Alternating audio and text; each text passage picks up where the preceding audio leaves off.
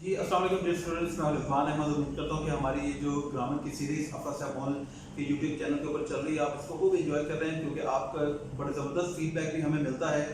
और वो बच्चे जो इस लेक्चर को अभी सुन रहे हैं और उन्होंने हमारे चैनल को सब्सक्राइब नहीं किया, तो वो आप इस लेक्चर के सुनने के बाद डेफिनेटली चाहेंगे कि इसको मैं सब्सक्राइब कर लूँ, क्योंकि इतनी ज़बरदस्त चीज़ें जो है वो आपको किसी और चैनल पे इतनी डिटेल में नहीं मिलेंगी इंग्लिश ग्रामर के हवाले से। चलिए शुरू करते हैं। आप प्रीवियस जो हमारा लेक्चर था, लेक्चर 8 का पार्ट ए, उसके अंदर जो है वो हमने परफेक्ट कंटिन्यूअस टेंस जो है प्रेजेंट का, उसको हमने डिस्कस किया था। इसके पार्ट बी के अंदर अब हम पास्ट टेंसेस की तरफ जा रहे हैं।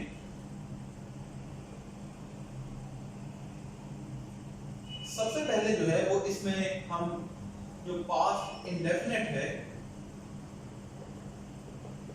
उसका जिक्र करेंगे। ये याद रखें कि इंडेफिनिट टेंस जो है ये बेसिकली रूटीन वर्क को शो करने के लिए इस्तेमाल किया जाता है। तो पास्ट इंडेफिनिट का मतलब है कि ऐसी रूटीन, ऐसी हैबिट जो माजी में थी अब नहीं, ठीक है। तो ये इसका बड़ा बेसिक जो है वो सिंपल रूल है। इसके फॉर्मेशन के हवाले से मैं आपको बता दूं, बहुत ही सिंपल इसकी फॉर्मेशन है। इसके अंदर हम हमेशा वर्ब की जो सेकंड फॉर्म है वो इस्तेमाल करते हैं। लेट्स से कि जैसे देखिए हमारे पास एक वर्ब है गो, जाना, ये इसकी बेस फॉर्म है। फिर हम कहेंगे वेंट, उसके बाद हम इसकी थर्ड फॉर्म यूज करेंगे गॉन, ठीक है। और फिर आगे पार्टिसिपल एक यूज करेंगे, हम कहेंगे गोइंग। तो किसी टेंस को इन चार तरीकों के अंदर मोल्ड किया जा सकता है। जो पास्ट इंडेफिनिट है इसके अंदर हम क्या करते हैं, सेकंड फॉर्म जो है वो इस्तेमाल करते हैं। बहुत ही आसान है, ठीक है। जब भी हमने पॉजिटिव स्ट्रक्चर बनाना है तो उसमें हम इसकी सेकंड फॉर्म इस्तेमाल करेंगे। और जब अगर हमने इसका नेगेटिव बनाना है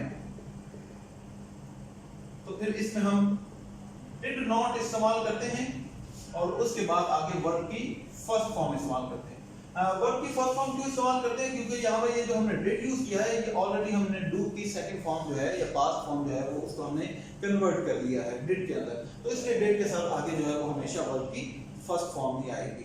आई होप कि आपको ये अब क्लियर होगा, इसके अंदर आप जो है वो कोई भी मिस्टेक नहीं करेंगे। इसी तरह अगर आपने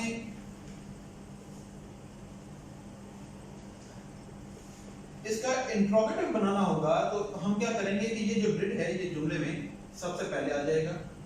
उसके बाद हम अपना सब्जेक्ट लिखते हैं, उसके बाद हम अपनी वर्ब की फर्स्ट फॉर्म लगाते हैं और उसके बाद हम अपना ऑब्जेक्ट लगाते हैं और आगे हम अपना जो है वो क्वेश्चन मार्क लगा देते हैं। अगर इसी तरह ये इंट्रोगेटिव हम क्वेश्चन वर्ड के साथ बनाना चाहें, मैं प्रीवियस लेक्चर के अंदर भी आपको बता चुका हूं कि क्वेश्चन वर्ड क्या होते हैं, जो WH वर्ड होते हैं, ठीक है। जैसे who, when, why, where, what, whose, which और at, how। अगर कोई हम इंट्रोगेटिव इस तरह के वर्ड्स के साथ बनाना चाहते हैं तो फिर उसका स्ट्रक्चर क्या होगा कि सबसे पहले हम अपना क्वेश्चन वर्ड लिखते हैं, ठीक है जी। उसके बाद जो है जो हमारा हेल्पिंग वर्ब है वो इस्तेमाल करेंगे, उसके बाद हम अपना सब्जेक्ट इस्तेमाल करते हैं, उसके बाद वर्ब की फर्स्ट फॉर्म लगाते हैं, फिर आगे ऑब्जेक्ट और एंड पे हमारा जो है वो क्वेश्चन मार्क आ जाता है। इसी तरह अगर आपने इंट्रोगेटिव और नेगेटिव दोनों एक ही सेंटेंस के अंदर लिख रहे हैं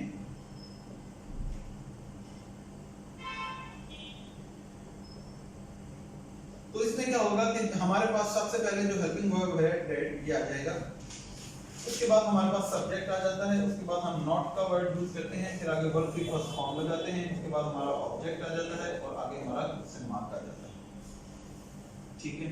उर्दू के जो सेंटेंसेस हैं वो किस तरह के सेंटेंसेस होंगे जिसको हमने पास्ट इंडेफिनिट के अंदर कन्वर्ट करना है। इसमें है कि अगर हमारे पास छोटी ये, बड़ी ये या अलिफ आ जाए तो इस तरह के सेंटेंसेस को जो है वो हमने कन्वर्ट करना होता है हमेशा पास्ट इंडेफिनिट में। इसकी फॉर्मेशन आपको बता दें, जैसे मैं कहूं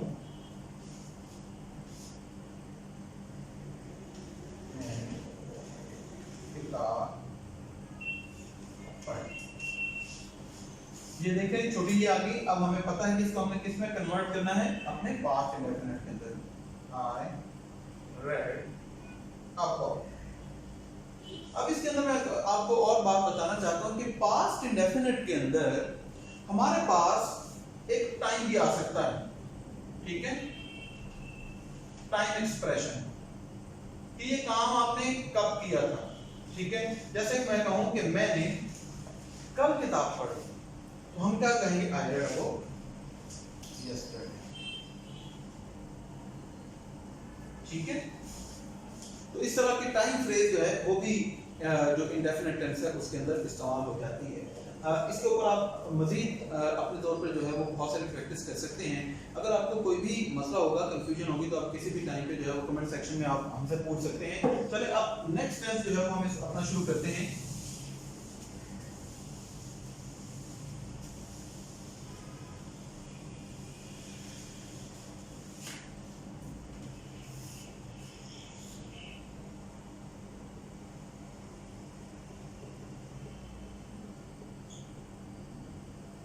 पास्ट कंटिन्यूअस। अब देखें, एक है प्रेजेंट कंटिन्यूअस, एक है पास्ट कंटिन्यूअस। प्रेजेंट कंटिन्यूअस में भी हम ये कहते हैं कि ये ऐसा एक्शन है कि जब आप किसी को बताना चाहते हैं, बोल रहे हैं, और उसे आप ये साफ समझाते हैं कि ये at the time of speaking ये एक्शन हो भी रहा है। जैसे आई एम प्लेइंग क्रिकेट, मैं क्रिकेट खेल रहा हूं, इसका मतलब है कि ये अभी चल रहा है। पास्ट कंटिन्यूअस के अंदर क्या चेंज आ जाती है कि आप बताते हैं कि स्पेसिफिक टाइम में पास्ट के अंदर उस वक्त कौन सा एक्शन चल रहा था। तो यही इसका सिंपल रूल कि an action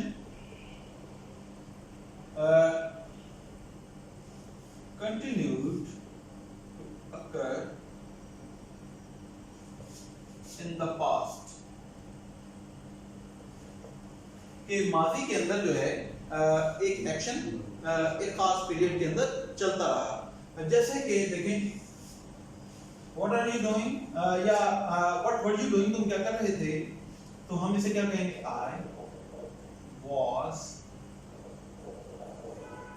reading a book, मैं एक किताब पढ़ रहा था। तो ये माजी में पूछा गया कि आप उस स्पेसिफिक टाइम में क्या कर रहे थे, तो उस वक्त जो एक्टिविटी चल रही थी आपने, अगर वो कंटिन्यूअस थी उस स्पेसिफिक टाइम में, तो आपने बताना है। ठीक है, I was reading a book yesterday,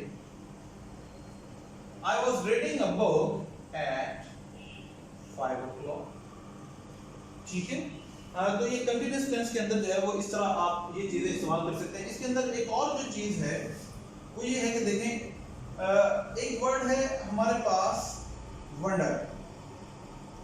ये जो वंडर का वर्ड है, अगर ये जुमले के अंदर एज ए रिक्वेस्ट इस्तेमाल किया जाए, अगर जुमले के अंदर एज ए रिक्वेस्ट इस्तेमाल करना चाहते हैं, तो ये भी हमेशा जो है वो पास्ट कंटिन्यूअस टेंस के अंदर इस्तेमाल होता है। एग्जांपल देखें, मैं कहूं I was wondering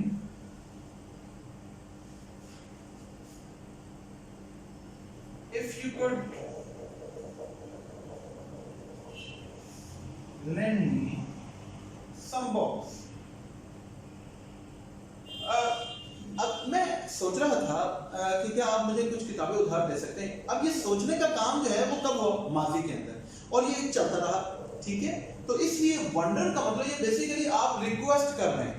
तो वंडर का वर्ड जब जुमले के अंदर एज ए रिक्वेस्ट आ जाए, तो फिर उसको हमेशा जो है वो हम कंटिन्यूअस टेंस के अंदर लिखते हैं, पास्ट कंटिन्यूअस के अंदर। ये सेंटेंस हम ऐसे नहीं लिख सकते, I wonder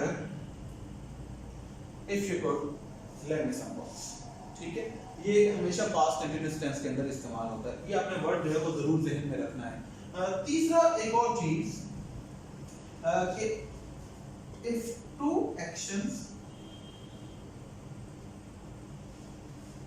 were happening at the same time in past, then both will be written in past continuous।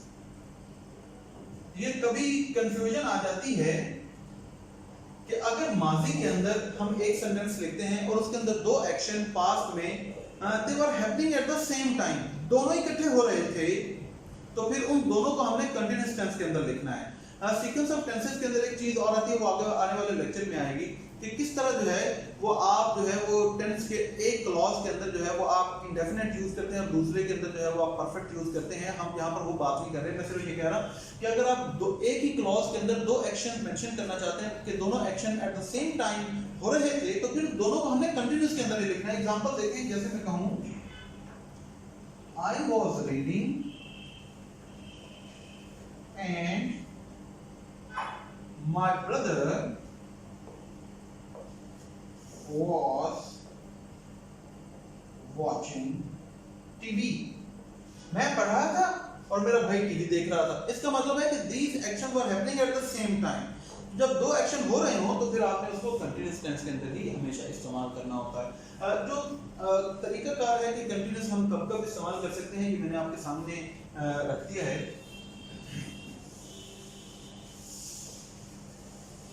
अब इसके स्ट्रक्चर के हवाले से मैं आपको एक चीज बता दूं। ये देखें, इसमें हम क्या करेंगे कि was या फिर वर्ब का इस्तेमाल करते हैं और उसके साथ जो है वो हम ing वाली फॉर्म इस्तेमाल करते हैं। ये बहुत ही आसान, ठीक है। अब was किसके साथ आएगा और वर्ब किसके साथ आएगा। was जो है ये he, she और it के साथ आता है, ठीक है। I के साथ फर्स्ट पर्सन सिंगुलर। वर्ब जो है वो boy, you और they के साथ इस्तेमाल किया जाता है। ये इसका स्ट्रक्चर है।